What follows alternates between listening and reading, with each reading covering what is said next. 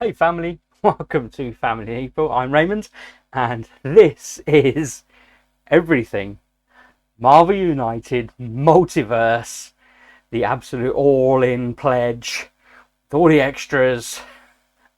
Let's get unboxing.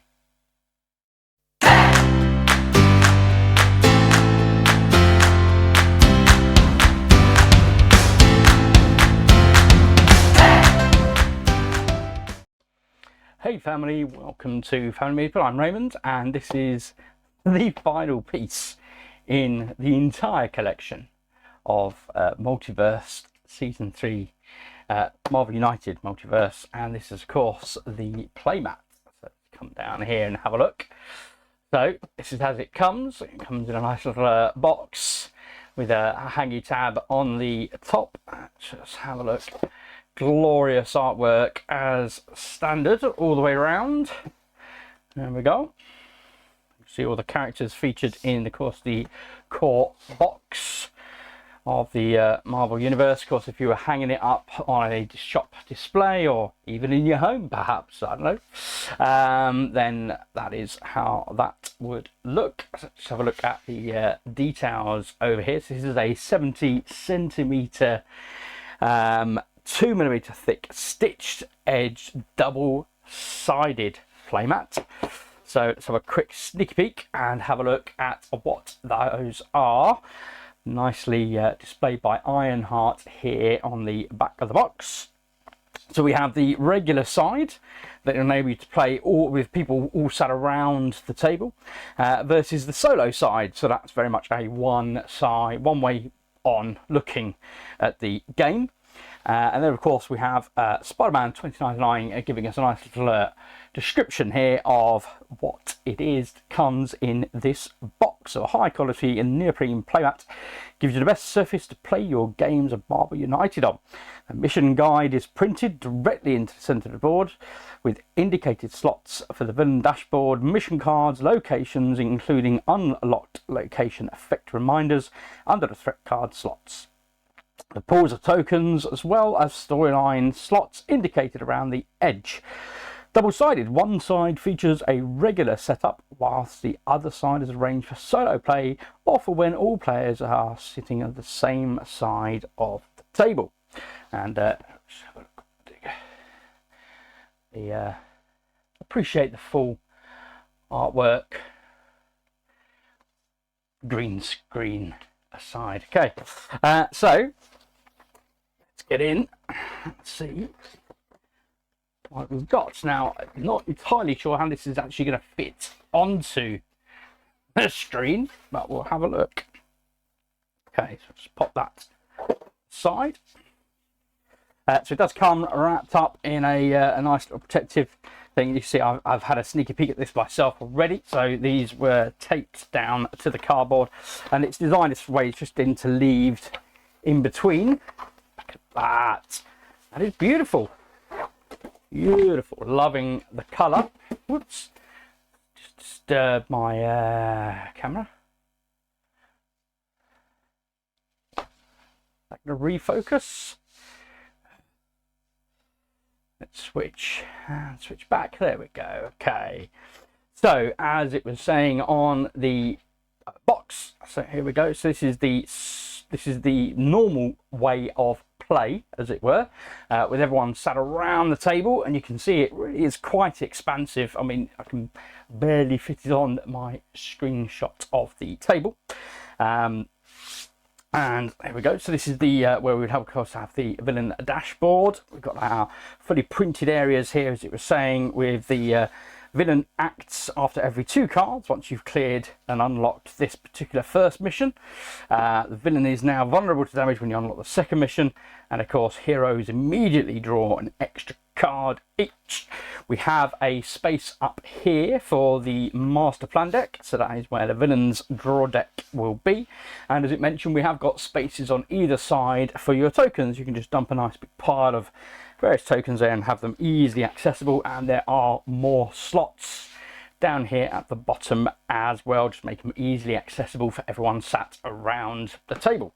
So one of the key things they did in the Multiverse playmat, and obviously this is all fully stitched, is rather than having it 90 centimeters, I believe is the original playmat design for season 1 and season 2, with the season 3 Multiverse playmat, they actually shortened the slots for the storyline at the edge.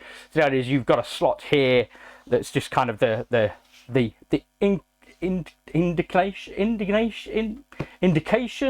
inclination of a slot. You get the idea. This is basically where you would put your card, but it effectively hangs off of the table or the mat, if that is where you're going to be placing your cards. So, but very, very nice. Obviously, very high quality neoprene. And when you flip it over, I do like this. Purple, I'm afraid, folks, is my favorite color, and I love this. It is beautiful.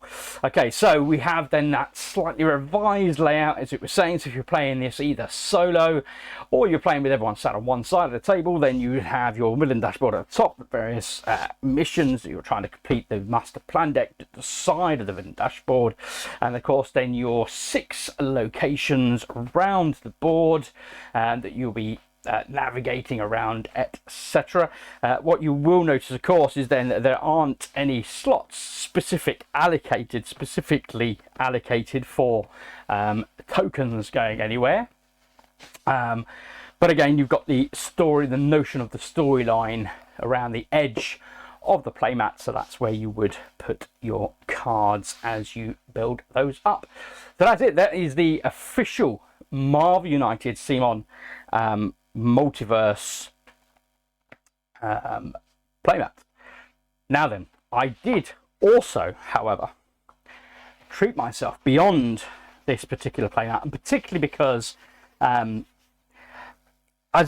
alluded to there, it does take up quite a bit of room, and of course you want to be able to see on camera, particularly recording those playthroughs, where that storyline is, be able to reference back to it easily. Now that means I did get this. Just make sure what I'm showing on camera here. So this is from Break From Reality Games, and this is the they're based at Marginal Way in Seattle. And this is, I'm just trying to see if I've got a specific official name for this product, which will be in here somewhere. I'm not finding it. Okay, so this is an alternative neoprene playmat designed by, of course, fans of the game. What have we got in here? Oh, nice little grip mat. There we go, nice little grip mat coaster.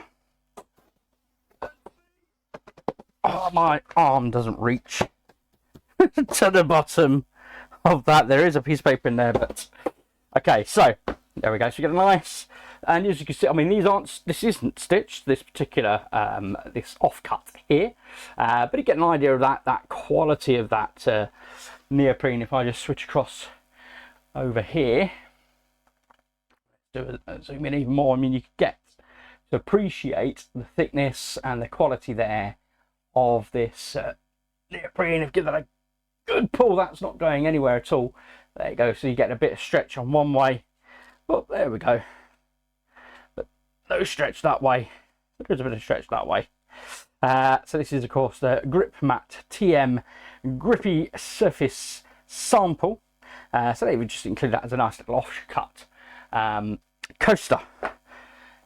Okay, so, but this is the important thing, and of course this is also same as the original CMON playmat, fully stitched. And I didn't show that off actually on the original one, but yeah, so you can see there that is all nicely stitched all the way around. So that just ensures that ultimately the design itself isn't going to start falling apart and fraying at the edge. let's have a look and see. It's beautiful. The colours really pop. Oh, there we go. I love how the colours pop on these latest neoprene mats. I can remember when I first got into board games and the notion of neoprene mats, the issue was, of course, that the colours when they printed these things out, they were quite subdued. They really were faded. There was a struggle to get the actual graphics to pop, but that has absolutely been resolved now, as you can see here in this glorious wonderful neoprene sample. Okay, so we have so these are so this is for effectively for solo play, but what you'll note here is you have the full storyline slot, and it's even printed to say villain and then hero, hero, hero, villain, hero, hero, hero. So you would play your hero cards, or your villain, and then the heroes on top. So you get to see the symbols underneath. So stack the next card on top to continue the storyline. There we go. So this is designed by Preston Hawks. There we go. Give them a little plug there. That seems to be struggling to focus a bit, so apologies for that. There we go. Designed by Preston Hawks. www.prestonhawks.com. This is their GripMats, and yeah, I mean, you can see, like I say there, you can see just the quality of this. It is beautiful. Okay, so let's come back over here. So what we have then is our locations all the way around the villain area. We have a space for the master plan deck, and of course, importantly now with season 3, you have supporting heroes or team deck. So when you're playing solo now, using the new mode of play that's come with Multiverse Season 3, the Commander play, I think it's called, you would actually have supporting heroes. Or of course you could be playing with team decks. So the idea of both of them is you would have a supporting hero deck when you're playing solo Commander mode that you would draw 2 cards from that would always be available to draw from. So when you play the villain card, that would come down first. Then you would play your hero that you're actually playing with the miniature out on the board, and then you can play potentially up to the 2 of the supporting hero cards. And alternatively, when you are playing with the the team decks, which is also a new feature that came in Multiverse Season 3, you would always have 2 available to choose from as well, obviously until such time as those cards are gone. And then they are an alternative as a team, an alternative card that you would choose to play into the storyline, as opposed to a card from your hand. So the interesting thing about it is you remove, I believe, always a wild card, but potentially you actually get a slightly larger deck. If you've been watching any of my playthroughs, you'll see a large part of the issue I've been facing, particularly playing two-handed against a lot of the villains, is actually running out of my player decks, and it's that's often forced the end of the game more than it has been that the villains particularly achieve their master plan. But anyway, so yeah, and again, as we saw in the original, we've got the villain dashboard area with the main board for the space for the missions. So this is on one side of the board, and I do like the colours. They really, as you can see on the screen, really do pop that red and blue. Fantastic. Not entirely sure the denotation of the different colours on the locations around, but I'm sure there is a reason for that.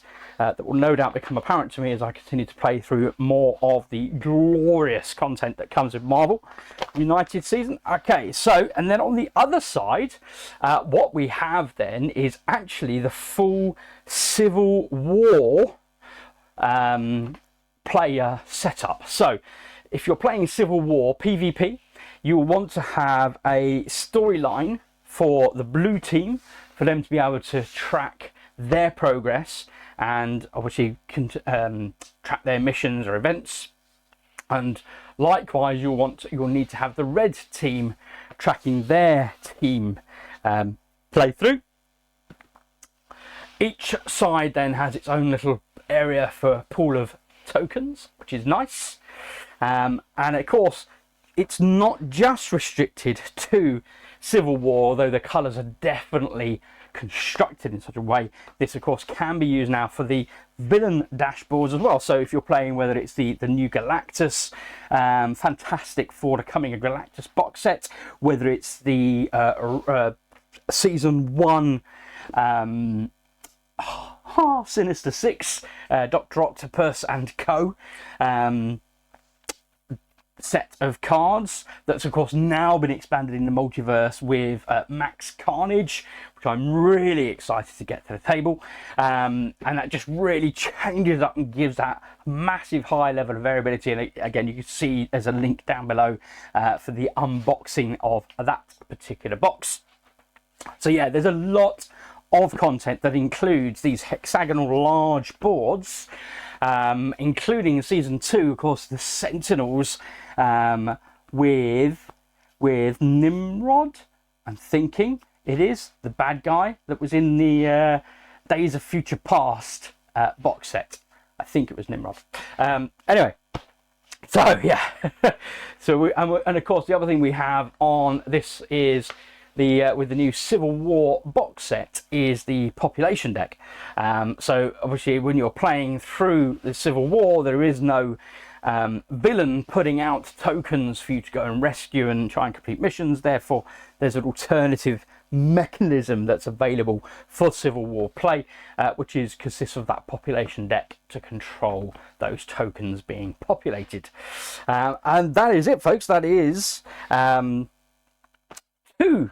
for the price of one. Well, certainly wasn't for the price of one for me, but for the purpose of this video, it is 2 for the price of 1 in terms of the gaming mat. So this is available to purchase online. I will include a link down below for that. There is no, I'm not sponsored for these guys. There's no kickback to me. It's purely if you like the look of this and you think it is something you'd be genuinely interested in, click that link, have a look below. They have got some other designs as well.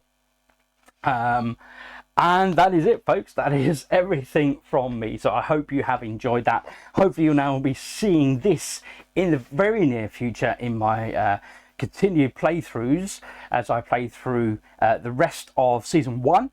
I get into the massive campaign for everything that is season 2, and then we'll start to have a look at the season 3 content as well. But what I'm thinking I might do is actually, now I've got this back, is have a look at some of that brand new content while it's fresh, whilst everyone's interested, and yeah, we'll get some of that stuff to the table, and you get to see some of these new villains and new heroes in play with their new equipment cards and all the new extra goodies. And I might even have a go at the new Commander solo playthrough means of play, as opposed to playing two-handed. And you can let me know what you think about as a mechanism to play the game as well. Otherwise, that's it, folks. Thank you as always for watching. I hope you've enjoyed this. I'm loving this experience. It is fantastic fun. But yeah, otherwise, if you've liked this video, please hit that like button. If you want to encourage me to continue to make more content like this, please hit that subscribe. It really does encourage me. Otherwise, just say thank you very much for watching, and I'll see you back at the table soon. Bye bye.